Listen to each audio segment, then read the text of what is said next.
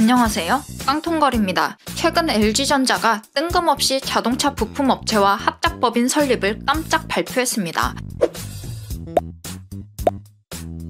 우리가 아는 LG전자는 태풍에 날아가도 끄떡없는 냉장고 만들고 30년 써도 고장 안 나는 전자레인지 만드는 회사인데 뜬금없이 자동차 부품업체와 합병을 한다고 발표해 우리 국민들은 크게 놀랐습니다. 사실 LG전자는 몇 년 전부터 자동차 분야에 적극적으로 뛰어들었습니다. LG전자의 자동차 부품 분야를 담당하는 그린 사업부는 전기모터, 배터리 히터, 전자제어기기, DC 충전 박스 등 대부분 전기차 분야입니다. LG전자는 작년 12월 23일 이사회를 열고 그린 사업부 일부를 물적 분할하고 조인트 벤처 기업을 만들겠다고 의결했습니다. 그리고 전 세계 3위 자동차 부품 회사인 마그나가 LG전자에서 분할된 이 회사의 지분 49%를 인수하기로 했습니다. 사실 잘 생각해보면 전기차 시대에 유리한 기업이 LG전자입니다. LG전자는 세탁기, 건조기, 식기세척기, 에어컨 등 생활가전을 만들면서 모터에 대한 기술과 노하우를 수도 없이 축적했습니다. LG가 얼마나 자신만만하냐면 최근 LG전자 가전제품을 사면 모터를 10년간 무상 보증해주겠다고 대문짝만하게 스티커를 붙여놓고 있죠. 그만큼 LG는 모터에 대해서라면 자신 있다는 뜻입니다.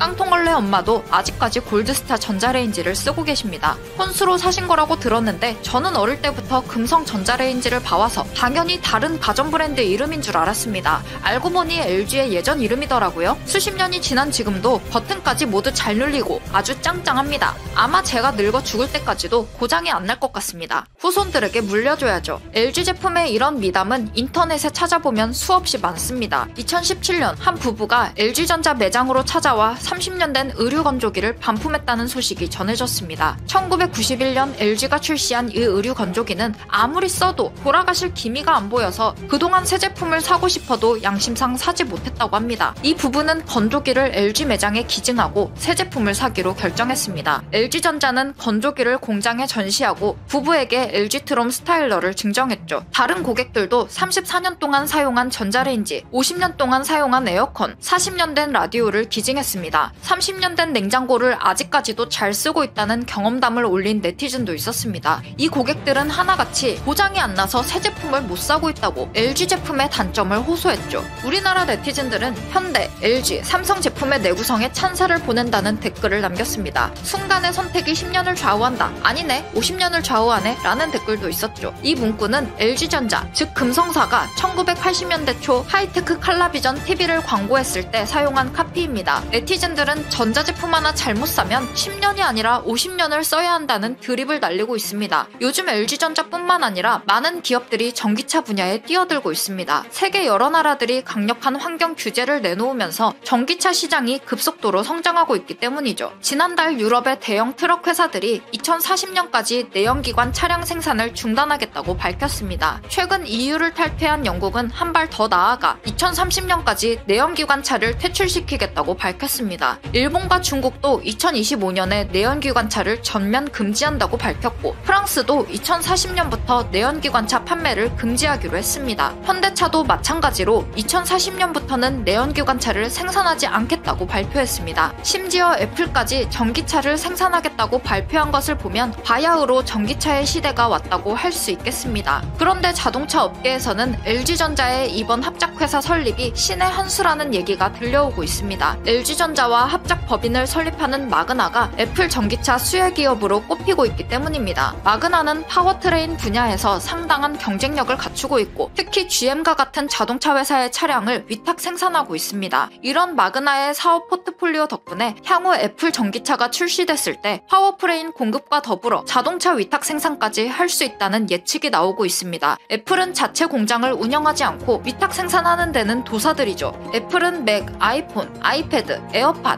애플워치를 전부 대만, 인도, 중국 회사들의 위탁 생산을 맡기고 있습니다. 이런 제품들의 조립은 대만 폭스콘이 주로 하고 AP 생산은 대만의 TSMC가 주로 담당하고 있습니다. 삼성, 인텔, LG, 소니와 같은 기업들이 자체 공장을 운영하는 것과는 매우 다른 경영 방식입니다. 애플은 이런 생산 전략을 통해 공장을 운영했을 때 발생할 수 있는 노사 문제, 공장 가동률 문제 등을 유연하게 대처할 수 있게 됐습니다. 위탁 생산 방식은 품질 관리가 어렵고 한 단계 하도를 주는 것이기 때문에 생산 비용이 증가한다는 문제도 있었습니다. 하지만 이런 문제는 문제는 점차 해결됐고 오히려 비용 면에서도 자체 공장을 운영하는 것만큼 저렴하게 됐습니다. 그래서 최근 인텔도 자체 공장 생산을 중단하고 파운드리 생산으로 전환하겠다고 발표했습니다. 이처럼 애플이 위탁 생산으로 재미를 많이 봤기 때문에 애플카를 출시한다면 당연히 자체 생산을 하지 않고 위탁 생산을 맡길 겁니다. 그렇게 되면 세계 3위 자동차 부품 업체이자 완성차 위탁 생산을 하고 있는 마그나가 수혜를 보게 될 것이고 합작회사를 설립한 LG전자까지 애플카에 부품을 납품할 기회가 생길 수도 있다는 것이죠. LG 홍보팀이 제대로 홍보를 안 해서 그렇지 LG전자는 애플이 관심 가질 만한 인포테인먼트 시스템 라인을 갖추고 있습니다. 2016년에는 독일 폭스바겐 그룹과 협력해 커넥티드 카 서비스를 개발했지만 이마저도 홍보하지 않아 안타까움을 자아냈죠. 두 회사가 만든 커넥티드 카 서비스 플랫폼은 최신 개방형 클라우드 기술을 활용해 운전자가 스마트홈과 위치 기반 서비스 등을 사용할 수 있도록 하는 기술이었습니다. 이 기술은 다양한 서비스를 탑재해 실용적일 뿐만 아니라 예상 디자인도 세련돼 해외에서는 극찬을 받았습니다. LG전자는 LG 디스플레이의 올레드 디스플레이를 이용해 다른 업체들은 구현할 수 없는 엄청난 디자인의 제품을 뽑아낼 수 있는 역량이 있습니다. 이 소식이 전해지자 주식시장이 가장 먼저 반응했습니다. LG그룹의 이사회가 열린 지난 12월 23일 LG그룹 주가가 폭등 마감했습니다. 이 차트를 본 동학 개미들은 LG전자가 상한가 가는 걸 다 보네? 오늘 로또 사야겠다. 며 믿기지 않는다는 반응을 보였습니다.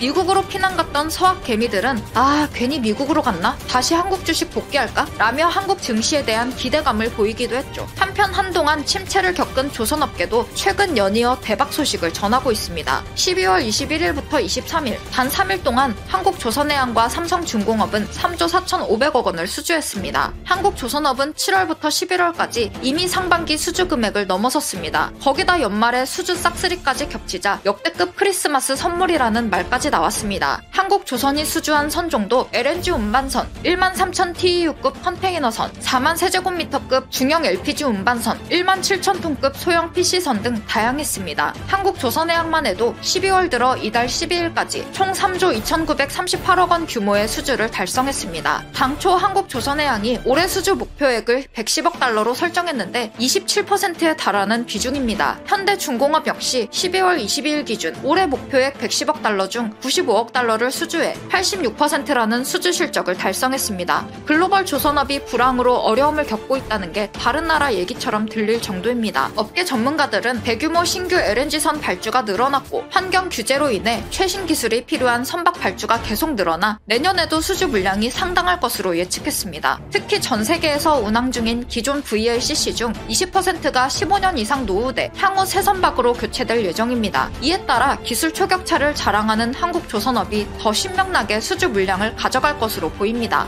거기다 지난 6월 현대중공업, 삼성중공업, 대우조선해양은 카타르 국영 석유사가 발주한 23조 원 규모의 LNG 운반선 프로젝트를 따내면서 한국조선업은 중국과 더 넘사벽으로 격차를 벌렸습니다. 이는 LNG선 역사상 가장 큰 수주 규모였습니다. 12월에 한국조선업계가 LNG선을 연이어 수주하면서 프랑스 에너지 기업 토탈의 모잠비크 LNG 프로젝트와 연결됐을 가능성도 나오고 있습니다. 이쯤 되면 비싼 LNG선을 중국에 맡기는 선사가 무모해 보일 정도입니다. 또한 한국에 잘 알려지지 않은 공업사가 전 세계를 상대로 배짱 장사를 하고 있다는 소식이 들려왔습니다. 부산에 있는 종합회사라는 회사는 일반인들에게는 잘 알려지지 않은 회사입니다. 하지만 전 세계 해운 회사들 사이에서는 모르는 업체가 거의 없을 정도로 유명한 회사입니다. 이 회사는 선박 장비를 전문으로 하는 회사인데 경쟁 업체에 비해 수리비를 30% 더 받기로 유명한 회사입니다. 이렇게 비싸게 받는다면 돈에 따라 움직이는 선주사들이 장비를 안 맡길 것 같은데 오히려 예약을 잡기가 어려울 정도로 인기가 많다고 합니다. 그 비결은 이 회사의 수리 비용이 비싼 대신 제대로 고치기 때문입니다. 이 회사는 46년간 선박 수리만 해온 업체이고 직원들에게는 아낌없는 교육 지원을 통해 뛰어난 기술력을 축적했습니다. 그래서 엔진 소리만 들어도 뭐가 문제인지 알 정도로 짬바, 즉 짬에서 나오는 바이브가 대단하다고 합니다. 선주사들은 중국 수리업체가 싸다고 맡겼다가 얼마 지나지 않아 다시 고장나는 사례가 증가하자 종합회사에 30% 비싼 돈을 주고도 맡기려는 것이죠. 몇 년 전만 해도 조선업이 중국에 밀려 몰락할 것처럼 우려가 쏟아졌는데 역시 가격을 이기는 건 기술밖에 없어 보입니다. 오늘 준비한 영상은 여기까지입니다.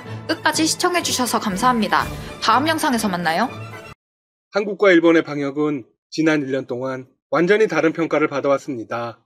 한국은 세계 방역의 중심으로 떠오르며 극찬을 받았지만 일본은 무능한 대처로 계속 도마 위에 올랐죠.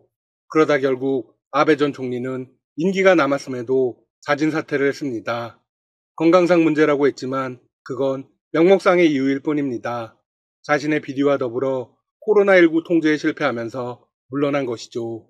그런데 화이자와 모더나의 백신이 보급된 이후에는 일본이 잘했다는 평가를 받았습니다. 국내 언론들에게만 말이죠. 그런데 일본 현지의 반응도 그럴까요? 한국이 생각하는 것과는 온도차가 꽤 있습니다.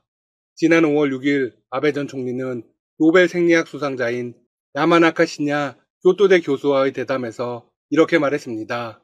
올림픽 성공을 위해서라도 코로나19의 치료약, 백신 개발을 일본이 중심이 되어 추진하겠다.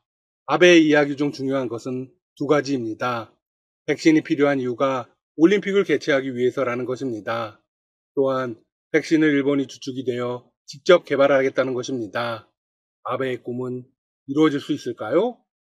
일본 최고의 석학인 야마나카 교수는 한숨을 내쉬며 이렇게 답했습니다. 백신을 1년 안에 준비할 수 있을지 상당한 운이 겹치지 않는 한 백신만으로는 올림픽은 어렵다. 참 솔직한 답변이네요. 대담 이후 약 8개월 뒤인 지난해 12월 18일 미국 제약회사 화이자는 일본 후생 노동성에 코로나19 백신 사용 승인 신청서를 제출했습니다. 특례 승인이 적용되면 이르면 2월 말부터 일본 내 접종이 시작될 전망입니다. 일본 정부는 지난해 3월 도쿄 올림픽의 1년 연기를 결정하면서 코로나19 백신 확보에 사활을 걸었습니다. 원래 일본에서 백신 관련 업무를 담당하는 곳은 후생 노동성입니다. 하지만 이번 백신 확보 전쟁은 후생 노동성이 아니라 총리 관저가 직접 주도해 지휘한 것입니다. 만약 올림픽이 걸려있지 않았다면 관저가 이렇게 빠르고 적극적으로 움직이지 않았겠죠? 물론 올림픽 때문이라고 하더라도 백신 확보 과정은 상당히 치밀하게 진행된 듯합니다. 후생성에서는 일찌감치 백신 확보를 위한 전담팀이 극비 가동되고 있었던 것으로 전해집니다. 해당 팀에는 의사 면허증을 가진 차관급 관료, 법률 고문, 국제교섭 경험이 많은 국제 변호사 등이 대거 투입되었고 이들에게 정권이 주어졌습니다. 당시 전담팀을 지휘했던 의사 출신 한 관료는 일본 현지 언론과의 인터뷰에서 이렇게 밝혔습니다. 종류가 다른 백신을 되도록 많이 준비해 어느 백신이든 성공하면 될 정도로 준비해야 한다. 화이자와의 합의를 시작한 건 무려 작년 7월입니다. 이후 아스트라제네카, 모더나와도 차례로 공급 계약을 맺었습니다. 얀센, 화이자는 각각 9월, 10월부터 일본에서 임상시험을 진행했고 일본의 유통 공급망이 없는 모더나, 노바백스와는 현재 최대 제약회사가 유통과 공급을 진행할 수 있도록 했습니다. 투입된 정부 예산은 301억엔, 우리 돈 약 3,179억 원입니다. 아베 전 총리는 퇴임하는 날까지 백신 확보에 매달렸던 것으로 전해집니다. 지난 8월 재임 중 마지막 기자회견에서 전 국민 백신 확보를 선언했습니다. 아베의 계획은 스가 총리가 이어받았습니다. 관저에 전담팀을 설치하고 백신 유통 및 접종을 직접 총괄하고 있습니다. 백신 승인만 떨어지면 바로 접종이 가능하도록 보관 장비, 운반용 트럭을 확보하고 각 지자체에도 접종 준비를 지시한 상태입니다. 현재 일본이 확보한 백신은 화이자 1억 2천만 도스, 모더나 5천만 도스, 아스트라제네카 1억 2천만 도스 등 총 2억 9천만 도스로 일본 전체 인구 1억 2,600만 명이 맞고도 남는 양입니다. 여기까지만 보면 꽤 잘했다는 평가를 받을 것처럼 보입니다. 하지만 정작 일본 내에서는 전혀 다른 이야기가 나오고 있습니다. 현지에서는 이런 비판이 이어지고 있습니다. 왜 국산 백신을 개발하지 못했나? 국제보건기구에 따르면 현재 개발 중인 백신 후보는 233종으로 최종 임상 3단계가 진행 중인 11종 가운데 일본 제품은 하나도 없습니다.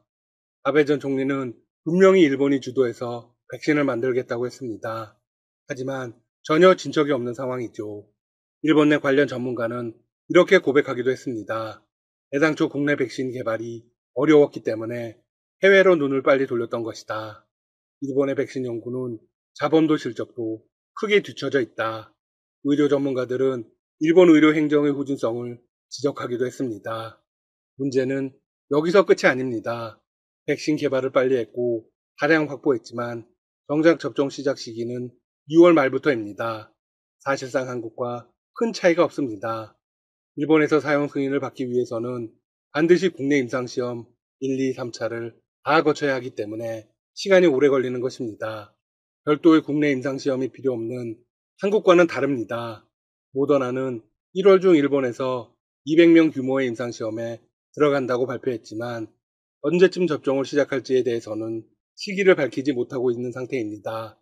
따라서 아무리 빨라도 6월 말인 것입니다.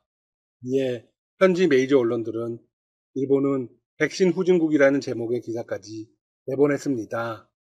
그러면서 승인 체계의 문제점을 강하게 지적했습니다. 전쟁이나 테러에 필적하는 코로나 재난 상황에서 일본 의료행정과 감염증 대책에는 위기의식이 부족하다. 거기다 백신에 대한 일본 국민의 신뢰도 역시 무척 낮습니다. 일본 언론들의 여론조사 결과 응답자의 29%가 백신 접종을 하고 싶지 않다고 답했습니다. 실제 접종률은 낮을 것으로 예상되는 대목입니다. 결론적으로 일본은 코로나 대처에도 실패했고 백신 경쟁에서도 전혀 이기지 못했습니다. 더욱이 백신을 확보했다고 올림픽 개최가 확실해지는 것도 아닙니다. 반면 한국은 어떨까요? 최근 신규 확진자가 늘어나고 있지만 여전히 가장 잘 대응하고 있다는 평을 받고 있습니다. 지난달 29일 최근 정은경 질병관리청장은 앤서니 파우치 미국 국립알레르기 전염병 연구소 소장과 코로나 대응과 코로나 백신 협력 방안을 논의했습니다. 정 청장과 파우치 소장은 코로나 백신의 핵심 기술인 mRNA의 기술 협력을 강화하기로 했습니다. 이것은 화이자 및 모더나 백신의 핵심 기술입니다. 파우치 소장은 미국 코로나 대응을 진두지휘하고 있는 인사입니다. 트럼프 행정부 코로나 대응팀에서 핵심 역할을 하고 있습니다. 조 바이든 미국 대통령 당선인도 파우치 소장을 유임시켰을 정도입니다. 현 시점에서는 미국에서 가장 유명하고 중요한 인물이죠. 정 청장과 파우치 소장은 화상회의에서 양국의 코로나 관련 상황 및 대응 경험을 논의했습니다. 또한 백신, 치료제 기술 협력 및 공동 임상 연구 등 감염병 분야의 연구 협력, 감염병 관련 분야의 양국 간 정례적 협의체 구축도에 대해서도 의견을 나누었죠. 파우치 소장은 한국의 코로나 방역과 관련해서 이렇게 말했습니다. 한국은 세계에서 가장 모범적인 코로나 대응 국가 중 하나이다. 정 청장은 이렇게 화답했습니다. 파우치 소장과의 회의가 양국의 협력을 새롭게 강화하고 미래 감염병에 잘 대비해 나가기 위한 초석이 될 것이다. 네, 여전히 한국은 세계 방역의 중심지이고 잘 해내고 있습니다. 지금까지 닥터시사TV였습니다. 여러분 시청해주셔서 감사합니다. 구독과 좋아요 부탁드립니다.